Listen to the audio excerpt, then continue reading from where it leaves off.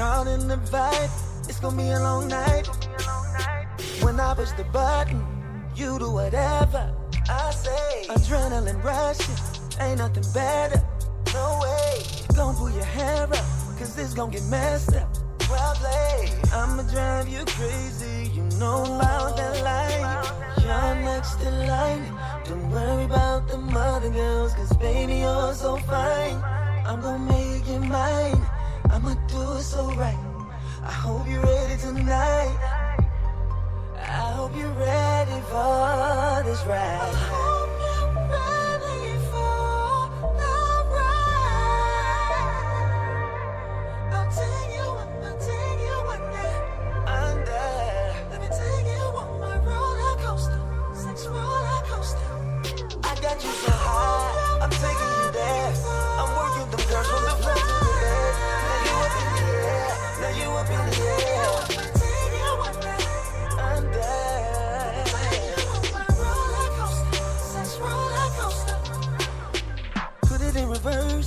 We can move slow, then I'ma speed it up. I'ma turn you over, upside down. We bout to go lower. Kiss you till you high.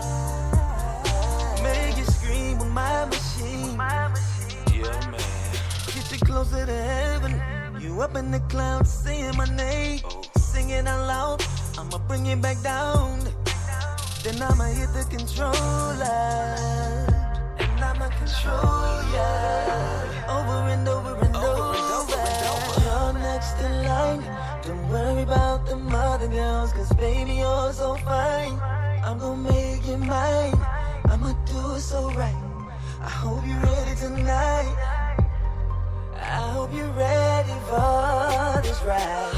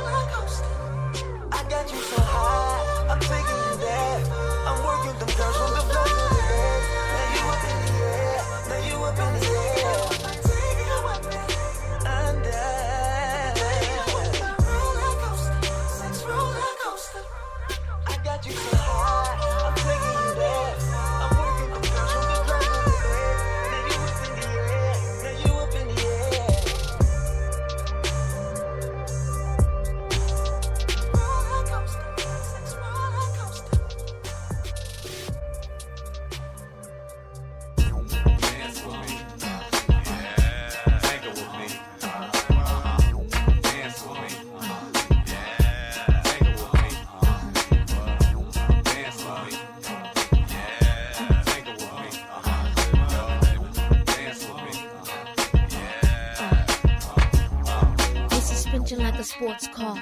Shanta got big lips and handlebars. Put it on Tim like a porno star. Run back the tape in the VCR. I'm coming, baby, like the big black kahuna. I wish you would have humped me just a little sooner. Now rich, like silver spoon. Oh, man, we are. Speaking of the DougStewartShow.com, if you're not a subscriber, man, you missed a phenomenal Tribute Tuesday, man. We paid tribute to Timbaland and all of the music and different artists that he's produced for. Timbaland is way more deep than you probably even know as far as cast that he's worked with. So Tribute Tuesday was a phenomenal Tribute Tuesday featuring Timbaland. I dream about me Alongo, make all. I wonder what Magoo doing right now. Condo, Chanel, with Gaetano. Girl, my persona, I share like Sonny Bono. Black and white keys, lay girls on my piano. Me, Missy, and all right, welcome back to the Doug Stewart Show. The number is 404-382-0338. You can also email me at Doug@thedougstewartshow.com. It's that time of the week, man, where we give out some ball peanuts.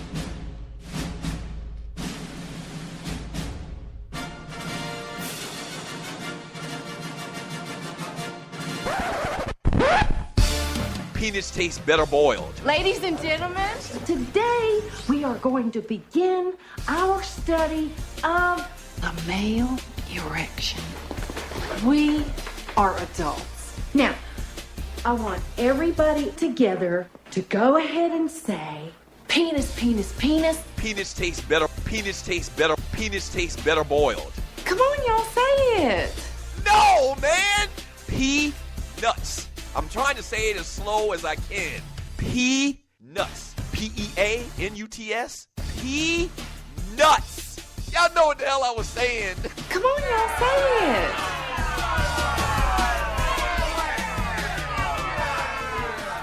And it is that time of the week, man. We hate to do it, but we got to do it contractually. Where we give our ball peanuts to the buster of the week in sports, entertainment, and beyond.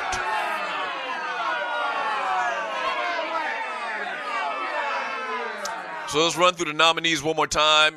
Cam Newton was nominated. Him and his tailor, whoever making him these tight-ass little baby shorts, he was nominated. The Baltimore Ravens for signing a semi-pro quarterback and not Colin Kaepernick, who, I don't know, has been to the Super Bowl a couple of years ago. The Dallas Cowboys for firing Lucky Whitehead, one of the receivers on the team, because supposedly he got caught shoplifting. That man wasn't shoplifting. That man wasn't even in the state of Virginia when that shit went down.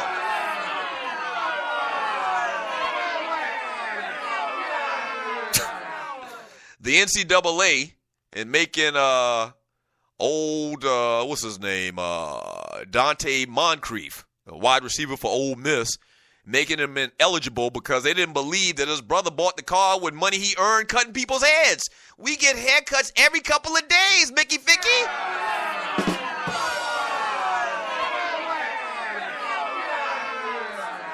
It's very possible. The orange dude and friends, Anthony Scaramucci, just for breathing. We put them on the list just because they're actually taking away breaths from other people, air. And lastly, Gregor the Stewie, just because we had to put him on because that's what we normally do around here. This week's Buster of the Week in Sports, Entertainment, and Beyond, we call it the Ball Peanuts winner/loser is... Got to do it. My lips don't have the damn shit hooked up. Shut up! The winner/loser this week is runaway landslide. You knew what it was. The Baltimore Ravens.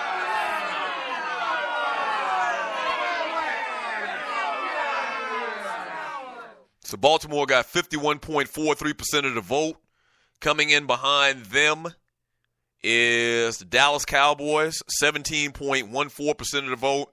Following Dallas is the NCAA with the wide receiver and his brother getting haircuts and all of that story. And Cam Newton came in fourth with 11.43% of the vote. That's the thing about this story and why the Ravens won this week's Buster of the Week award, because they didn't even have to bring it up. And I guess, I don't know if they initially brought it up, the possibility of signing Colin Kaepernick, or maybe it just made so much sense that somebody in the media threw it out there and they responded to it. I'm not exactly sure. But when they did respond to it and say that Kaepernick would be an option, they kind of, put themselves in the story. If you weren't going to bring the guy in, why even mention it? You should probably just need to go the other way when that topic comes up. Well, no comment. We're not going to comment about any player that we possibly may sign to the team. Next question. But when they started talking about it and, Kaepernick we're looking into possibly doing it, then you kind of get dragged into being the Buster of the Week in sports, entertainment, and beyond. So this week's Ball Peanuts Award winner/loser is the Baltimore Ravens.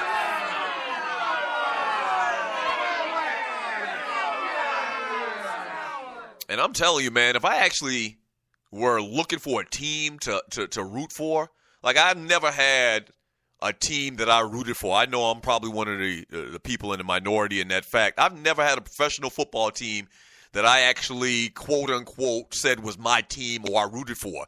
Now, I root for the Falcons because I live in Atlanta, and I root, if the Falcons not playing the Carolina Panthers, I root for Carolina because I'm from South Carolina. We don't want to get back into that. I mean, that's just a fact. I mean, South Carolina and North Carolina share the Carolina Panthers. So outside of those two situations, I've never rooted for a particular team when I was growing up. Like most people I grew up with, they rooted for the Dallas Cowboys or the Pittsburgh Steelers. And that's pretty much everybody that came through in my generation. So I never was like that. I don't know why I didn't attach myself with a team when I was a kid, but that's just the case. But if I wanted to attach myself to a team and to an organization, you know, with my more conscious mind, you know, in my later years, Pittsburgh, Baltimore, I like those types of teams, man, that play football the way that they do and the way that they run their front offices and they draft players. And Baltimore got a black GM and Pittsburgh, you know, came up with the Rooney Rule. So, I mean, I really like the way those organizations have run throughout their careers, their histories. But this is a bad look for Baltimore, man. It doesn't make any sense. And then to add insult to injury, you sign a dude that doesn't even have an agent. You sign a dude that was playing sandlot football a couple of weeks ago. That's what makes it so bad. That's what makes it so bad. If you had somebody out there that you could say, well, you know, I understand them signing so-and-so.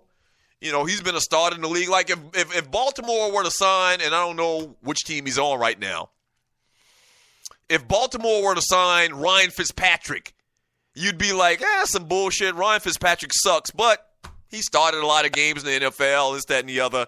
So I guess I get it. I would still want Kaepernick, but I guess I get it. These Mickey Ficky signed a dude that was working in a damn Subway a couple of days ago.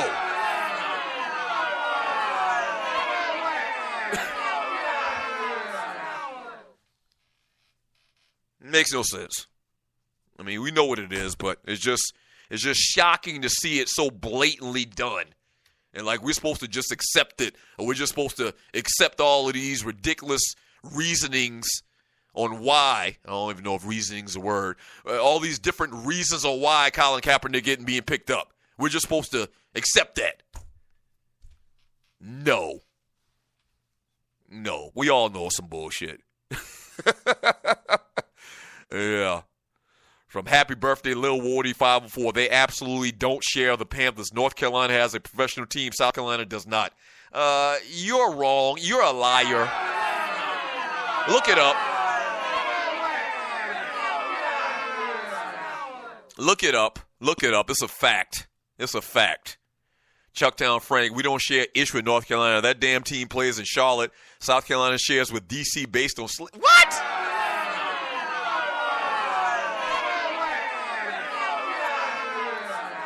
Whatever, man. Whatever, Chucktown Frank, who's a fan of the Washington, D.C. football team, which is crazy. He's a fan of the Washington, D.C. Now, Chucktown Frank is obviously from Chucktown, from Charleston, South Carolina, and he's a fan of the Washington football team that disparages Native Americans, and he's a fan of the most racist franchise in sports, the Boston Celtics. It doesn't add up. It doesn't add up. It doesn't add up, Chucktown Frank. Like, what happened? Somebody dropped you in your head when you was a little boy? What? Explain that to me. Explain that how you a fan. Still today, the Washington Redskins, Daniel Snyder, who wouldn't spit on a damn Indian if they were on fire. And you're a fan of the racist-ass Boston Celtics. They actually did a 30 for 30 on how racist Boston sports teams are. In particular, the Celtics. Shame, shame, shame on you, Ninja.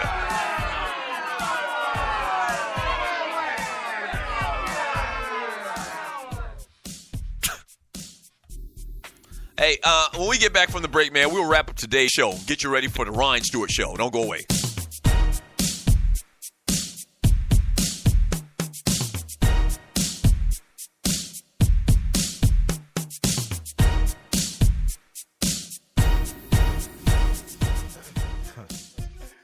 This is funny.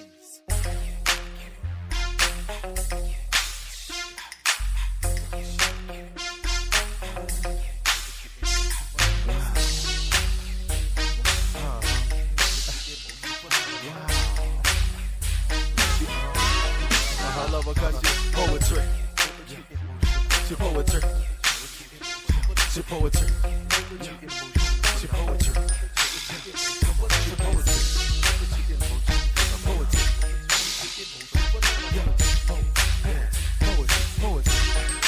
Poetry on point. People